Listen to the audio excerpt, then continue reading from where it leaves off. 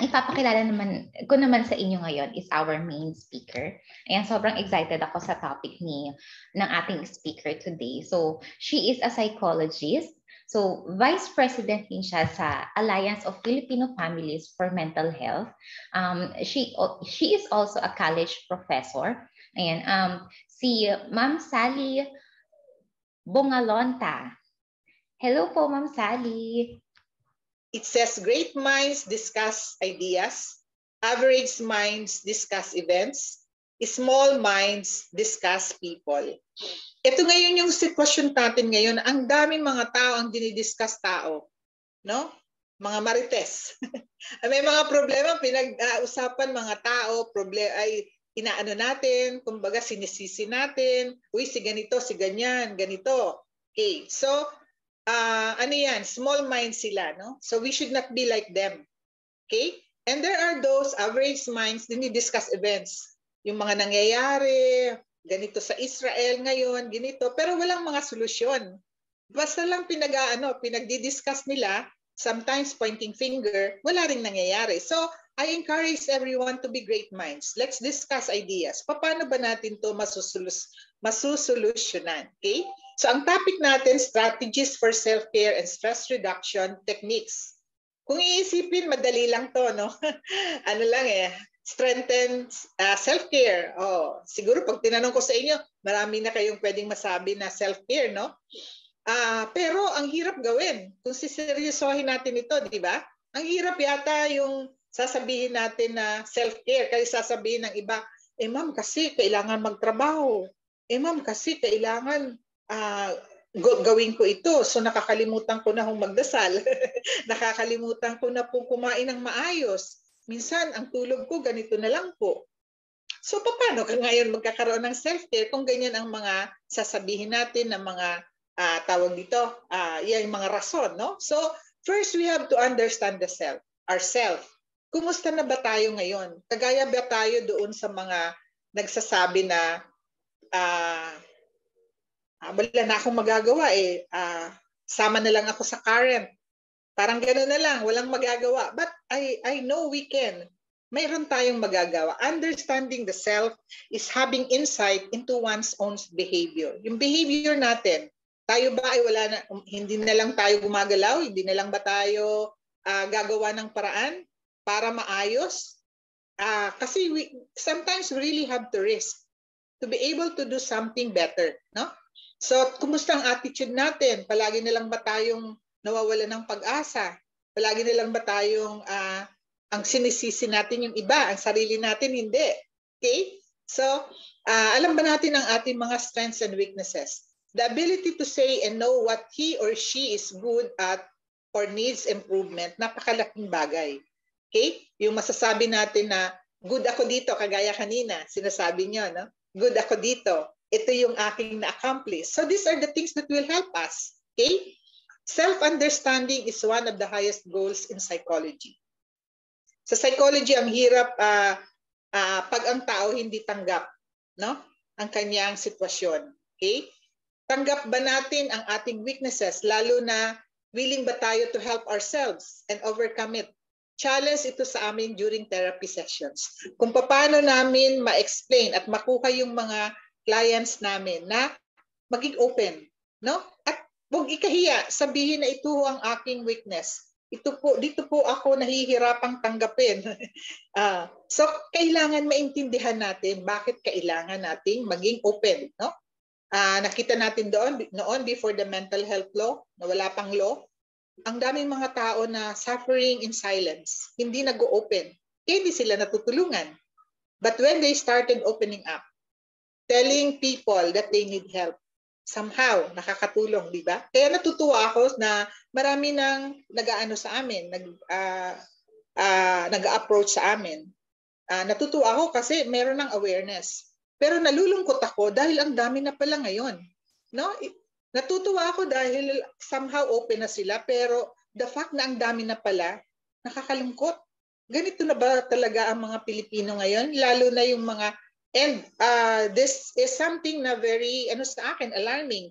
My psychologist friends would tell me as young as 8 years old, experiencing na mental health issues. So nakakalungkot talaga. So here, I would like to share with you the Johari window model. Aywan ko kung naano nyo na to, na-encounter nyo na ninyo. A framework for understanding conscious and unconscious bias that can help increase self-awareness and our understanding of others. Dito makikita natin asan tayo dito. Okay? So yung open arena, known to self, known to others. So may mga blind spots, no?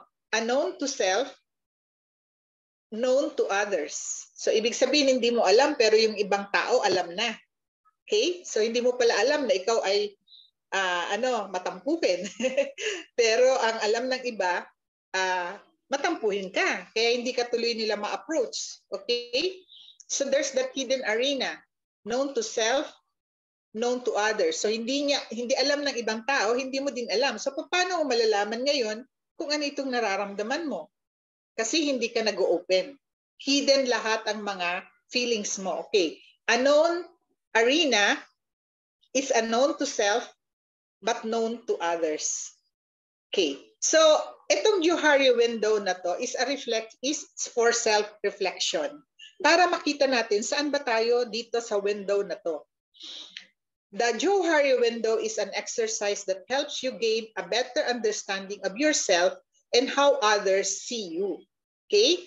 Kaya importante we accept comments from others, feedbacks from others para maintindihan natin kung ganito ba talaga ang ako?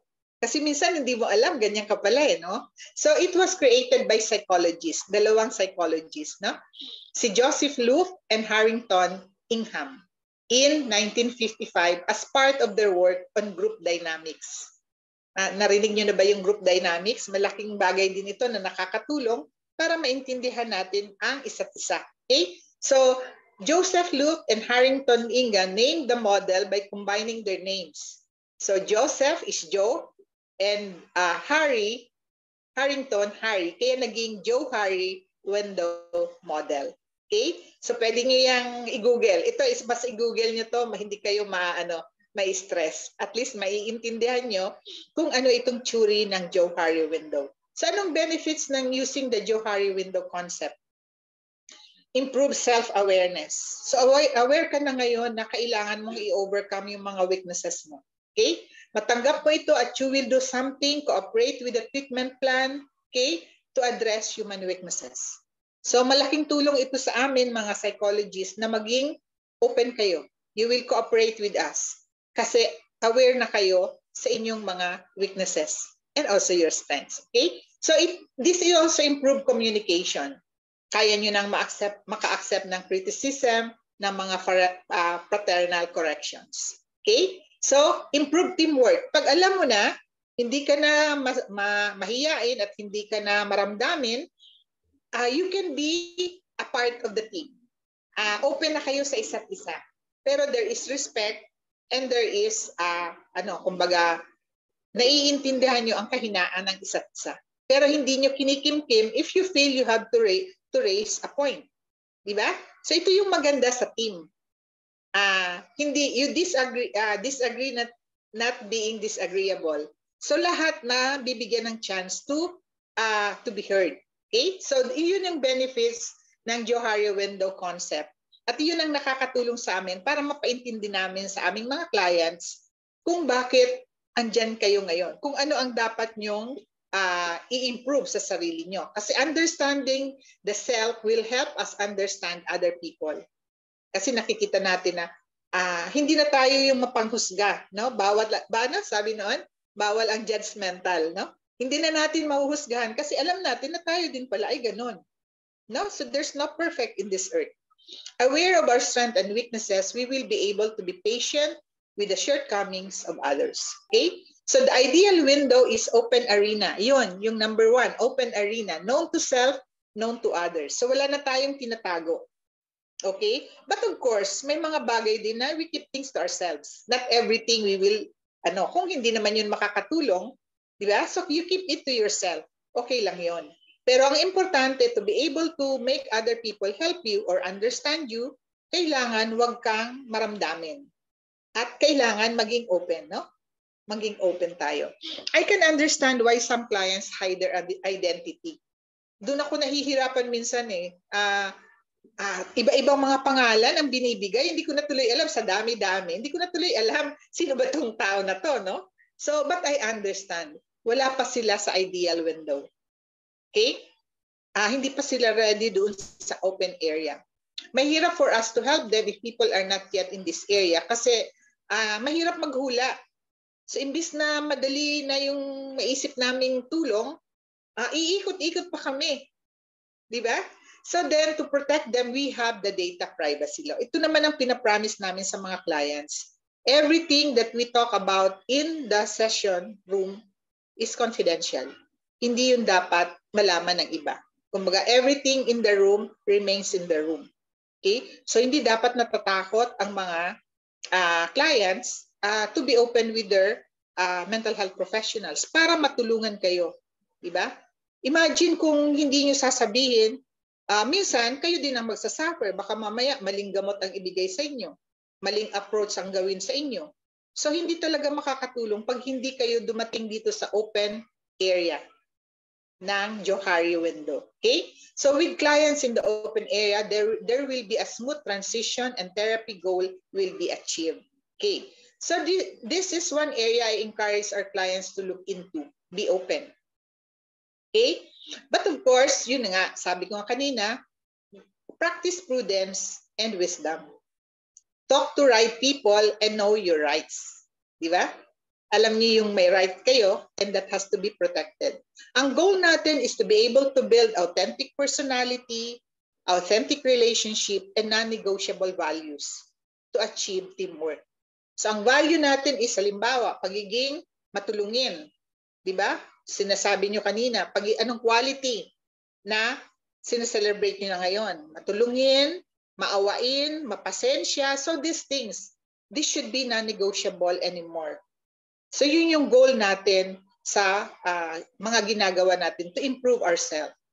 Another scientific theory that will help us achieve mental health wellness is understanding the biopsychosocial and spiritual theory. Siguro yun sa mga nag-undergo ng interview sa akin, no, intake interview, ito palagi kasi ang nasi-share ko sa kanila eh. So, ang palagi ko kasing na-mention ang biopsychosocial spiritual theory of why people get sick and how people can be healed using the same theory. Kasi kailangan nating maintindihan yung mga different dimensions sa ating pagkatao. No? The physical needs, the psychological needs, the social needs, and the spiritual needs. Kanina, in-explain ni Doc yung spirituality. Kasi kahit ano pang mangyari, pag andun yung strong ang ating spirituality, hahawakan natin yung faith, hope, and love. Di ba? So, anong dapat nating maging matutunan? Coping strategies, no? Coping strategies, yan yung ating slide 4. Okay. So, the biopsychosocial spiritual perspective. Okay? So yung biological or physical needs, so kailangan healthy ang body. So paano natin magiging healthy ang body? Okay? Healthy diet. Yan, mga kinakain natin. Yan, palagi kong ina-explain sa kanila.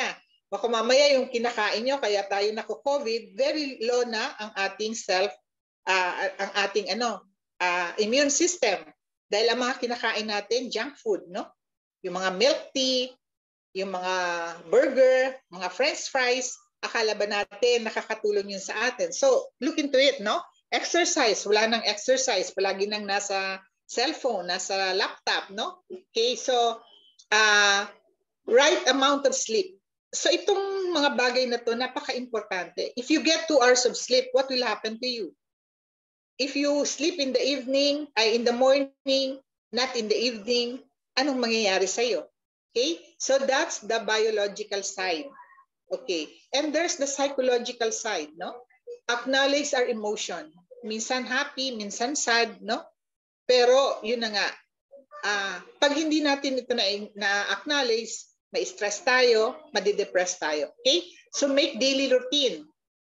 Deal with the here and now. Okay, so tingnan natin palagi yung araw-araw at ang bukas, wag nating anuhin. Wag tayong ma-stress, wag tayong nag-worry about what will happen tomorrow.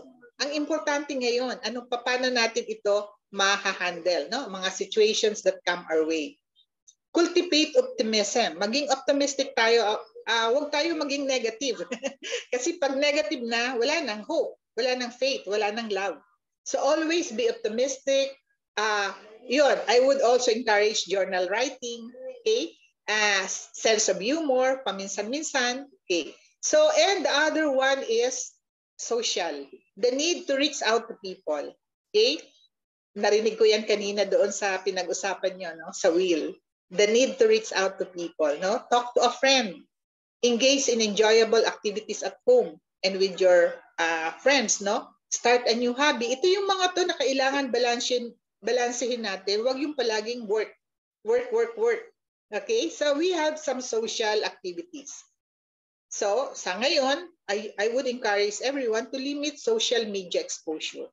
Kasi ito yung nakakatulong, hindi lang sa mata, pati din sa ating health, pati din sa tulog, no? So pag masyado tayo ditong na-addict, marami nang mangyayaring negative sa atin, no? Okay. And spirituality, the importance of praying, being prayerful, hindi naman yung magiging fanatic, no? At least you believe that there is a God and you need Him in your life. You have to surrender to Him, not your will, but His will be done. So paano natin ito ma-encourage, no? By reading the Bible, having a community, okay? So we will have to be mindful. We can meditate on the teachings, yung divine teachings, and gratitude. Be thankful, no? In good times and bad times, you can be thankful to God. All this for intersecting, crossing one another in balance. So kailangan balansyado ang lahat ng apat na dimension na to. A biopsychosocial spiritual model is a holistic approach that acknowledges the interaction between physical, psychological, social, and spiritual aspects. A very important model in psychology for us to understand why people get sick and how people can recover. Okay? A mentally healthy person is in a state of balance. Kahit may problema, hindi pinoproblema ang problema. Kahit malungkot, pero somehow hindi siya devastated. So there is that balance, no? Physically well, thoughts are organized, feelings are well modulated, behavior coordinated and appropriate. So hindi yung sisigaw na lang, hindi na ma-manage yung anger, maramdamin, di ba? So coordinated and appropriate. Okay? So he blends with the group. Pagkasama na sa grupo, hindi siya pain in the neck. Hindi siya yung iniiwasan ng tao kasi andyan na naman yan, negative na naman yan, okay? So he can contribute to the goal of this group. Like sa inyo, sa grupo nyo, may kanya-kanya kayong talents, no? So you contribute to the overall goal of safe space community. So yun, meron kayong nako-contribute. Sa company ninyo, sa society, sa bahay, no? You are an asset, hindi ka pabigat. Okay? If any of these needs are blocked, physical, psychological, social, spiritual, stress arise. Tama? Tama ba? Pag halimbawa, ang physical health mo may problema, ang social life mo may problema, hindi mo kilala si God, magkakaroon ka ng stress and when prolonged, leads to disturbance in mental health. So dito na ngayon, pag ando na-block na siya, na-prolong, hindi mo pinatingnan, hindi ka nagkonsulta, person experiences some symptoms na. So ito na ngayon, pupunta ka na kayo sa mga mental health professional. Sir, Doc, ito po yung nararamdaman ko, feeling sad or anxious often at all times. Ito yung mga sasabihin nyo na, no? Not wanting to do activities anymore. Ano na ako, parang ayoko nang gumilos. Feeling irritable, easily frustrated or restless. Hindi ko na ano yung aking anger. Having trouble sleeping or staying asleep, no? Waking up too early or sleeping too much. So ito yung mga nararamdaman ng mga tao na imbalance na yung 4 dimension na yun. Okay? So what causes this? Again, we go back to the biopsychosocial and spiritual dimension of why people get sick. Kumusta ang physical health, no? Kumusta ang psychological need, ang social need, ang relationship with our Creator. So ito titingnan natin kung bakit tayo ay hindi ayos ngayon. Itong 4 na dimension na to. Okay? At tingnan mo rin yung Johari window. Asan ka sa window na yun ngayon? Kaya ka hindi okay. Okay? So the need to put back order in our life. When Issues asked for help, that was late part of May this year. Since then, ang nag-average na kami ng mga 50 requests per month. And sorry to say, ako lang ang kumahawak ng intake interview. Thankful ako may mga grupo na kami ngayon ni Doc Juno na nakakatulong sa akin. Kasi sa board namin, ako lang yung, kumbaga, retired na. Most of the members of our board are still with, may mga trabaho pa sila at wala silang time to handle this. At ako naman, thank God, no? Binibigyan ako ng time to attend to all these requests. I consider it healthy stress, actually, talking to clients, no? To be able to know, mapaintindi namin sa inyo, matulungan kayo, unti-unti maintindihan. Bakit, no? Sabi ko nga, tinatanong kay Isa, kumusta naman yung mga nai-interview namin at nabibigyan ng mga session? So, maganda naman ang feedback ni Isa. Doon sa mga hindi makaintindi sa amin, pasensya na lang. Pero talaga, we really try our best. Kailangan din yung mag-cooperate, no? Kumbaga, the truth hurts, but the truth is the truth. Kailangan nating tanggapin. So we do not advise you consult Google. Please consult mental health professionals para hindi kayo lalong ma-stress. So ito yung na magandang mangyayari sa inyo kung you go to the right people to ask for help. Di ba pag ang doktor, ang dami-dami nilang specialization. Okay? So, pag mental health, hindi kayo pupunta kay gynecologist, hindi kayo pupunta sa heart doctor, pupunta kayo sa mental health professional. Okay. So, slide 5 says, illnesses do not come upon us out of the blue. They are they develop from small daily sins against nature. When enough sins have accumulated, illnesses will suddenly appear.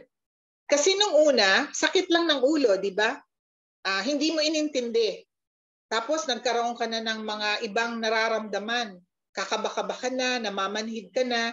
Kasi yung sakit ng ulo, una, nararamdaman mo, tinake for granted mo. Okay? So sabi nga dito, illnesses do not come upon us out of the blue. Ang mental illness, hindi yung ngayon di. Different, yun, na hindi mo pinansin, no? Mga galit na napuno na, doon nangyari ngayon, hindi ka na ngayon makahinga dahil ang dami ng galit, negative sa puso mo. Okay? So sabi naman ni Marcus, yung isa nating the closer the collapse of an empire, the crazier it's lost. So sa ngayon, ito ngayon ang sitwasyon natin, no? Ang daming mga solusyon na hindi naman nakakatugon, hindi root cause solution. Halimbawa, bibigyan ka lang ng ayuda just for one day. Halimbawa, ang mga solusyon ngayon is euthanasia. Di ba? Halimbawa, mga solusyon divorce. So anong nangyayari ngayon with people, with families, with divorced parents?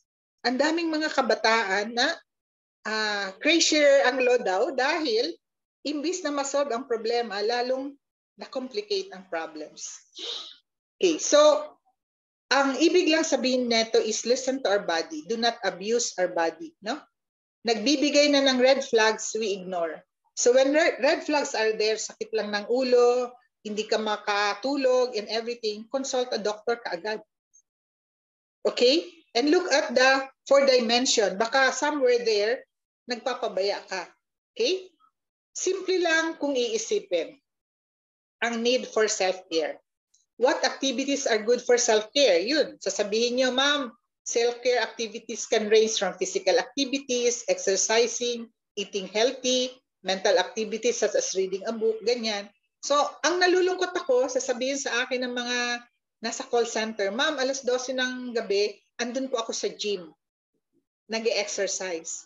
At that time of the night, dapat natutulog ka, hindi ka dapat nag-exercise.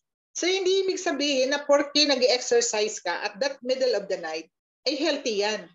That's not healthy. Di ba? So ipa-explain mo yan sa iyong psychiatrist, sa iyong psychologist, bakit hindi healthy? Because definitely, it's not healthy. The daily confusions of life makes it hard for us to put back the things in order. Di ba? Sasabihin nyo, ma'am, na madali akong magalit kasi ang mga bata, mga anak ko, mga estudyante ko, matitigas ang ulo. Kasi ma'am, wala na akong time makinig sa kanila eh. Pagod na din ako eh. So, daily confusions of life makes it hard for us to put back things in order. Hindi kayo nag-iisa, pero makakaya if we just sit down and ask help. Sabihin mo sa DOLE, sa HR, boss, parang pwede bang i-review yung aking task, no? Yung parang hindi kaya ng isang tao yung task na nabibigay sa akin. Di ba meron diyang ginagawa ang mga HR, no? Para makita na itong trabaho na to is good for 2 people, not 1 person. Di ba? So kailangan tingnan nyo ng HR yung task assignment. Kasi baka nga overwork, ma-burnout na ang mga tao. Kaya kailangan talaga magtulungan. Kaya doon sa Philippine Council for Mental Health, kailangan ang DOLE maintindihan yung mga problema ng mga workers.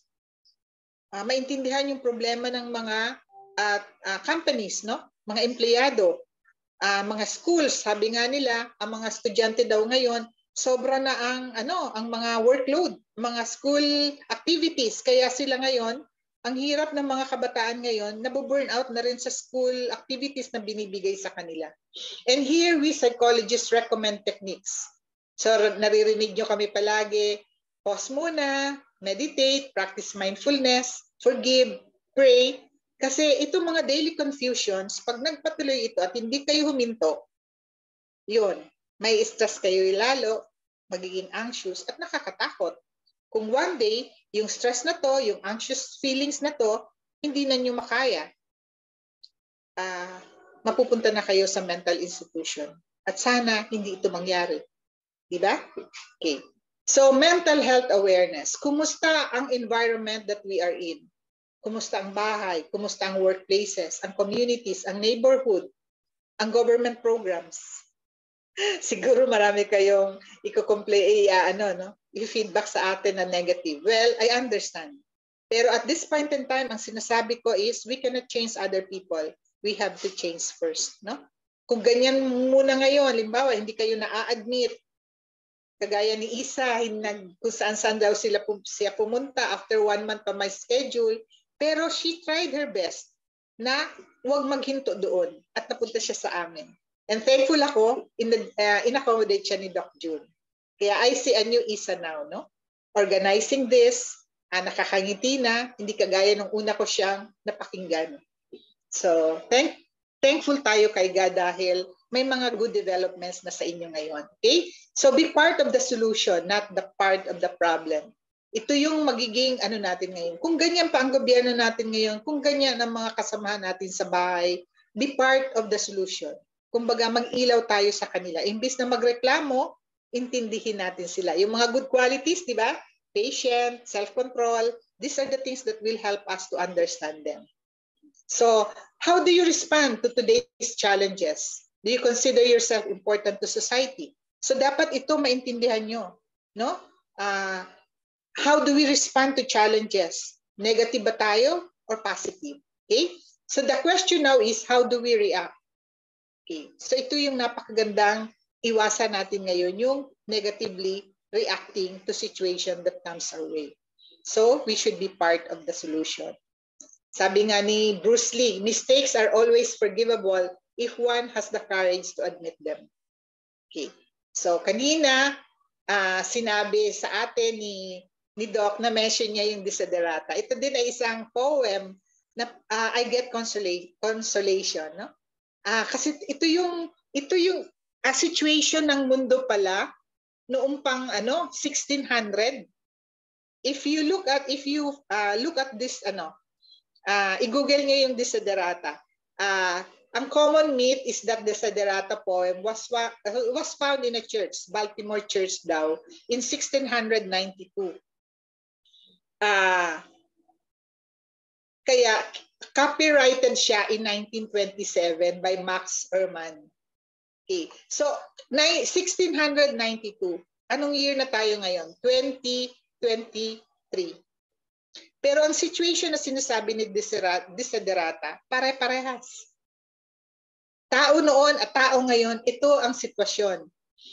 Ang poet explains why both self-worth and self-analysis are important, and so is appreciating the virtue on other people. So titingnan natin palagi na ang sarili natin lang, pati ang kapwa natin. So he suggests that it is also fundamental to understand one's own relationship with the world and to always be yourself. So, sayang, mahaba ito pero pwede naman siguro kung ano yun, no? Ito yung poem eh. Go placidly amid the noise and the haste and remember what peace there may be in silence. Ang ganda ng ano na to. Every time na I feel so down, ito yung binabasa ko. Okay? As far as possible without surrender, be on good terms with all people. No? Speak your truth quietly and clearly and listen to others, even to the dull and the ignorant. They too have their story. Okay? Listen, don't judge. Pakinggan lang natin, okay? Avoid loud and aggressive persons. They are vexations to the spirit. Pag maingay na siya at pala sigaw, negatibo, unti-unti, umalis ka na lang. Huwag mo nang patulan, okay? If you compare yourself with others, you may become vain or bitter, for always there will be greater and lesser persons than yourself. Enjoy your achievements as well as your plans. Keep interested in your own career, however humble, it is a real possession in the changing fortunes of time. Exercise caution in your business affairs, for the world is full of trickery. Ito, may mga pumupunta sa akin, ma'am, na-scam po ako. Ma'am, naisahan po ako, nangutang sa akin, hindi na ako binayaran. So, ibig sabihin, hindi ka wise, di ba? Sabi nga, exercise caution in your business affairs, for the world is full of trickery. But let this not blind you to what virtue there is. Many people strive for high ideals, and everywhere life is full of heroism. Be yourself. Especially, do not feign affection. Ito palagi kong sinasabi. Porque iniwanan ka na ng boyfriend mo, parang natapos na yung mundo mo. Wala sa boyfriend mo yung kaligayahan mo. Kung hindi ka niya binigyan ng respeto or hindi ka binigyan halaga, that person is not worth fighting for. Di ba? Baka iba yung hanapin mo yung para sa'yo na bigay ni God. But do not feign affection. Neither be cynical about love, for in the face of all aridity and disenchantment, it is as perennial as the grass. Okay? Take kindly the counsel of the years, gracefully surrendering the things of you. Pag matanda ka na, kagaya ko ngayon, I'm 67, hindi na ako ganun kaano yung mga memory ko. So, I'm okay with that. Tanggap ko. At hihingi ako ng tulong. Paalala mo nga, nakalimutan ko. Kailan ka ba last na na-interview ko? Kasi sa dami nyo, hindi ko na kayo makalala. Akala kasi nila, porke nakausap ko sila sa intake interview, maaalala ko na palagi sila. I have to check my file. So, minsan, anong tawag doon? Considerate din kayo dahil sa dami nyo at kung ako lang ang mag-handle sa inyo, mahihirapan ako. Okay? So, take kindly the counsel of the years. Understand na ang mga bata pa yan, kailangan intindihin. Yung mga matanda na yan, kailangan din intindihin. Yung mga nanay, kailangan din intindihin ng mga kabataan. So these things, mag-intindihan tayo. Nurture strength of spirit to shield you in sudden misfortune. But do not distress yourself with dark imaginings. Ito na, mga sinasabi nyo na overthinking, no? Lagi kayong nag-overthink, no? Many fears are born of fatigue and loneliness. Be unwholesome discipline, be gentle with yourself. You are a child of the universe, no less than the trees and the stars. You have a right to be here. So wag niyong isipin na to end your life. Wholesome discipline lang ang kailangan, okay? And whether or not it is clear to you, no doubt that the universe is unfolding as it should. Therefore, be at peace with God, whatever you conceive Him to be. And whatever your labors and aspirations, yung mga hindi nyo, gustong-gusto nyo abutin pero hindi nyo maabot. In the noisy confusion of life, keep peace in your soul. Huwag mong stressin ang sarili mo. Siguro hindi pa panahon. Try and try until you succeed, diba? But do not be stressed. Okay? With all its sham, drudgery, and broken dreams, it is still a beautiful world. Sabi ni Desiderata, be cheerful, strive to be happy. So di ba ang ganda? This was in 1927, pero ngayon, 2023, ito pa rin ang kailangan nating maintindihan at ma-realize na kailangan we should be cheerful, we should be happy. So ano yung mga lessons na nagiglim natin dito kay Desiderata? Silence can be golden. Learn to get along with others. Be likable, no? Hindi yung mga tao umiiwas sa'yo kasi toxic ang tao. Okay? Listen to them. Even the dull and the ignorant. Listen. Enjoy your achievements. Conduct due diligence, no? Mag-check ka muna. Review kung tama ba. Mamaya yung mama na yon, yung nagsasabi sa'yo na I love you, inaanohan ka lang. May gusto lang kunin sa'yo. And then, makita mo na lang na na-cheat ka niya. And then, dahil na-cheat ka, parang wala na yung mundo mo, nag-collapse na. Okay? So, conduct due diligence. Nawawala na kasi yung mga dati nating tradisyon, yung courtship before an engagement before marriage. This way, makikilala mo yung taong ibibigay mo. Bibigyan mo ng sarili mo for the rest of your life. Kaya huwag madali. Yung mga kabataan ngayon, huwag kayong magmadali. Kilalanin niyo yung mga tao na nagsasabing mahal kayo. Kasi baka pagdating ng panahon sa pagmamadali nyo, kumbaga nagpakasal kayo at kumuha kayo ng bato, pamupok sa ulo nyo, and it's too late na. Okay? So be gentle with yourself. Nagkamali man, may learnings. Okay? So why you dwell on the problems? Focus on the learnings. Okay? Let go of cynicism, no? The feeling of distrust at ayaw nang magtiwala uli sa mundo. Okay? Kaya pag hindi ka na nagtitiwala at ang dami mo ng galit, marami ka ng sleepless nights, marami ka ng anger out of pride, no? Ito yung mga nagiging nangyayari sa mga tao na hindi na nagtitiwala sa kapwa. Nagawan lang ng mali nung isa, ayaw na magpatawad, ayaw na magtiwala. Okay. So, be fearless. Kailangan huwag kang natatakot, no? Paano ka magiging courageous? Acknowledge your fear. Diba? Yun palagi namin sinasabi. Acknowledge your fear. Never try to sweep your fear under the rug na hindi yan, okay lang yan. No. Acknowledge it na ikaw ay natatakot and ask help. Confront it, no? Use positive self-talk. Makakaya ko ito sa tulong ni God, sa tulong ng mental health professional, sa tulong ng mga kaibigan na magmamalasakit sa akin. Okay? So get comfortable with being uncomfortable. Naintindihan niyo ba ito? Be comfortable with being uncomfortable. Napakahirap ngayon isipin na yung stress mo. Pero yun na nga, how can you get comfortable when you are in a very stressful situation? Mag-meditate, di ba? Makinig sa music. Okay? Mindful. Be mindful. Punta ka sa labas, tingin ka ng mga trees. Okay? So, yan ang isang pwede mong magawa if you feel uncomfortable. So, make being brave a habit. Huwag yung bibigay ka na, magpapatiwakal na. No.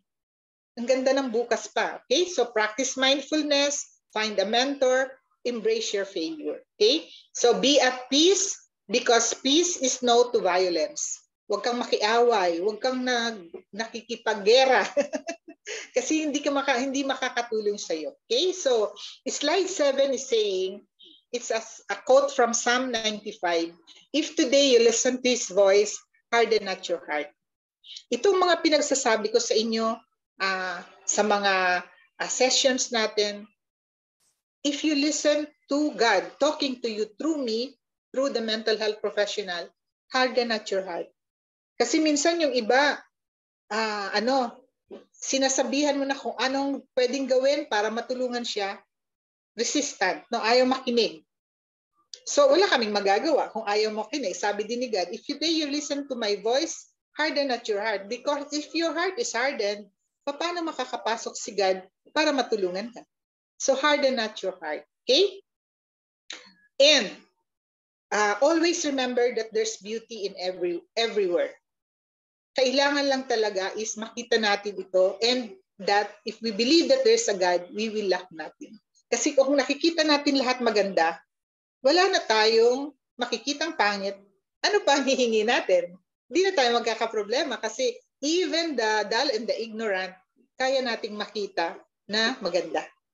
Okay? So strive to be happy. So this is what the Desiderata is trying to tell everyone, all of us, including myself.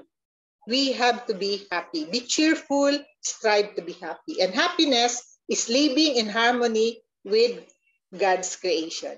Harmony with men, harmony with nature. Okay?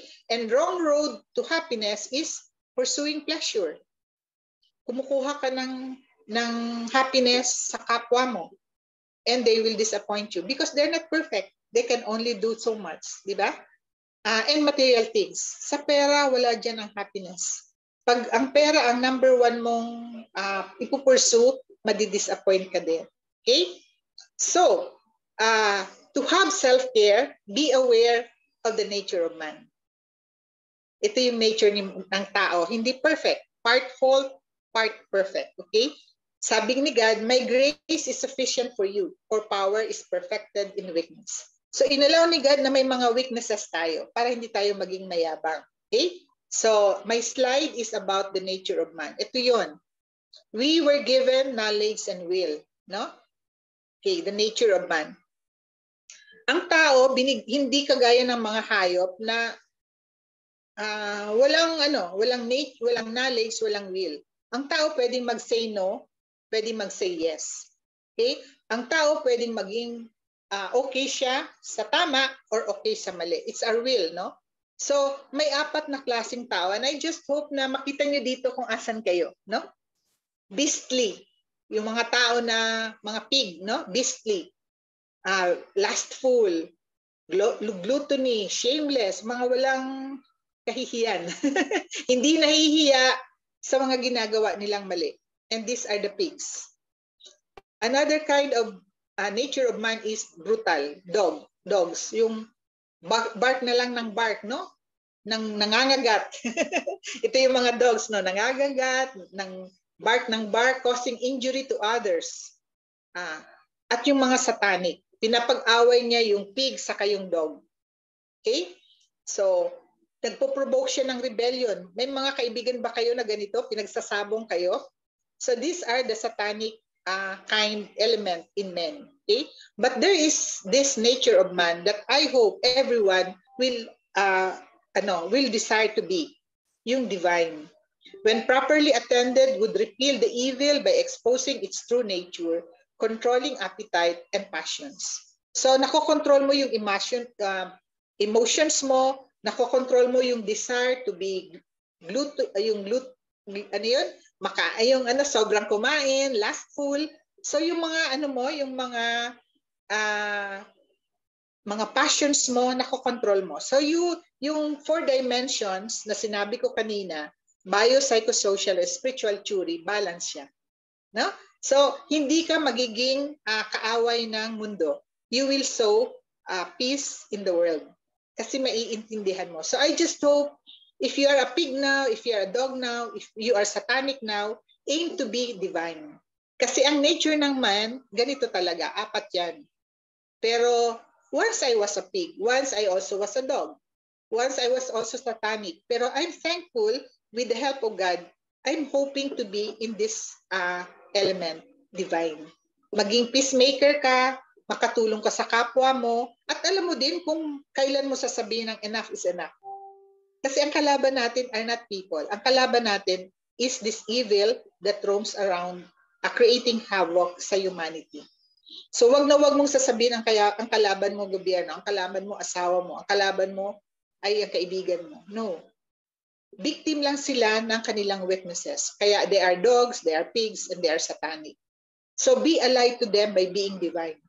Okay? So I just hope I make clear this to everyone, no? Okay, so the future depends on what we do in the present. That's my, I think, second to the last slide. Okay. The future depends on what we do in the present. So be an optimist or be a pessimist. Okay, I just hope that people, members of the safe space community are optimists. Na? Sana lahat tayo, no? Kung pessimist ka man ngayon, mag-isip-isip ka na, sumama ka na dito sa mga optimists. Okay, so the future will depend on what we do in the present. Napakagulo na ng mundo natin. Kawawa na ang mga pamilya ngayon. So the future will depend on what we will do in the present. So let's be part of the solution. Let's not anymore be part of the problem of this world. Okay, so kilala niyo ba si Margaret Mead? She was an American cultural anthropologist. So ang cultural anthropologist study how people who share a common cultural system organize and shape. Kagaya nyo ngayon, you share a common idea, no? Through the safe space community. So nag-organize kayo. In turn, you shape those ideas, behaviors, and physical environment. So ang cultural anthropology refers to the study of living people, okay, and their cultures, including variations and change. Di ba? Okay. It deals with the description and analysis of the forms and styles in the social lives of past and present ages. So nakita nyo ngayon, yung Desiderata, 1900, pero yung kaniyang mga teachings is still applicable at this point in time, di ba? So that's cultural anthropology, making an explanation kung bakit ang mga tao behave as they do. Okay? There's a quotation ni Margaret Mead, yan, na gustong-gusto ko talaga, and I want to share this with you. Ang sabi niya doon, never doubt that a small group of thoughtful, committed individuals can change the world. In fact, it is the only thing that ever has. So kayo, small group, safe space community, committed individuals can change the world. Kaya niyang challenge? A safe space community? Kaya niyo ba? In fact, it's the only thing that ever has. Maybe you are used by God, kayong naandito ngayon, ngayong gabi, para ipakita yun sa inyo ni God na you are worthy. Ginawa ko kayo, sabi ni Doc Jun kanina, ginawa ko kayo in my image. Hindi para kayo ay mag-give up, no? Continue with life because there's a beautiful life ahead of you. Kung titingnan nyo lang ang mabuting mga gawain na dapat magkaroon kayo. The qualities that you should live with you. Makasama, yun ang mag-drive sa inyo para achieve yung goal na gusto nyo. Okay? Sabi pa niya, a broken femur that has healed is evidence that someone has taken time to stay with the one who fell, has bound up the wound, has carried the person to safety, and has tended the person through recovery. Helping someone else through difficulty is where civilization starts. We are at our best when we serve others, so be civilized. So ito yung ginagawa nyo ngayon, di ba? Dito sa community nyo. You have, yung may mga broken femur ang mga pumupunta sa inyo, nagjo-join sa community, no? So, nahihil nyo sila because kineri nyo, no? Napakaganda ng message sa atin ni Margaret Mead na hindi tayo concerned sa atin lang. Hindi tayo nabubuhay para sa sarili lang. So we have to be civilized people. We are reaching out to other people to heal them and to bring them back to the fold. Kasi pag na-heal na ang tao, kasama na niya si God. Yung mga tao na hindi pa healed, ang kasama nila is devil. Negative silang lahat. But for those people na willing to be healed, ito ang magiging natin. Magiging civilized people tayo dito sa mundo. Okay. And I think my last slide. Tama. Sometimes the questions are complicated and the answers are simple. Ito yung na-experience ko palagi. Ang daming complicated question na binibring up sa akin ng mga pumupunta sa amin asking for help. Pero simple lang naman ang sinasabi ko sa kanila. yung Johari window, yung biopsychosocial and spiritual theory, why you are sick and how you can be healed.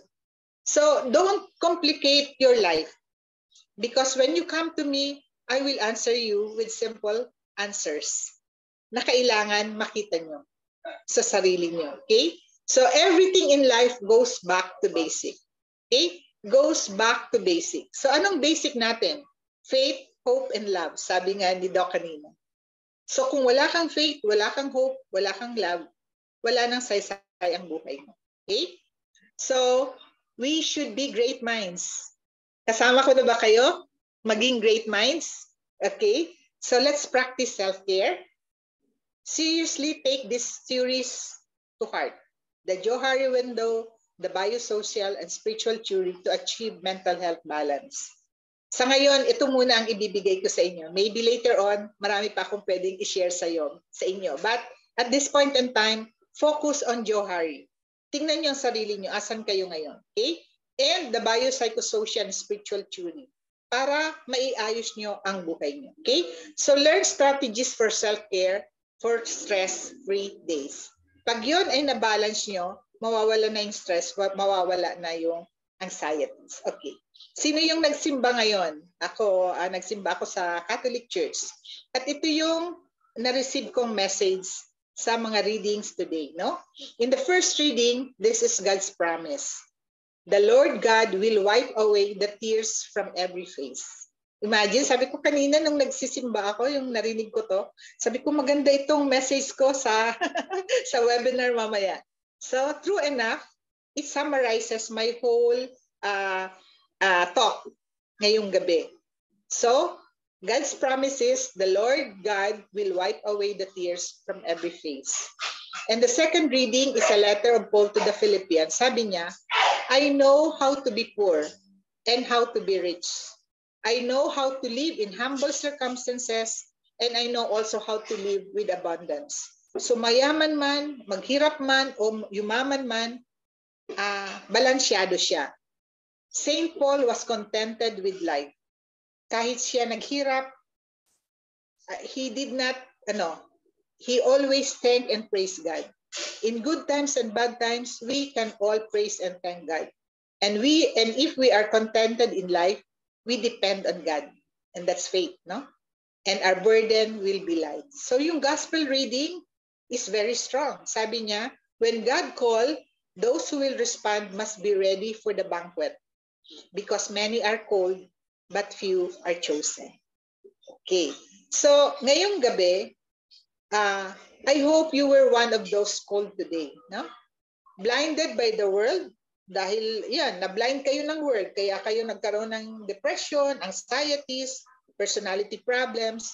Now, experiencing confusion kayo. I just hope na hindi na, no? Kagaya na narinig ko kanina. Kasi what confuses us? Burnout, anxieties, mga ginagawa natin araw-araw, no? But today, God is calling all of us, no? To live the worldliness of life and to partake His banquet. And once more experience peace, joy, and contentment that this world cannot give. Okay? So praying for everyone to have great minds.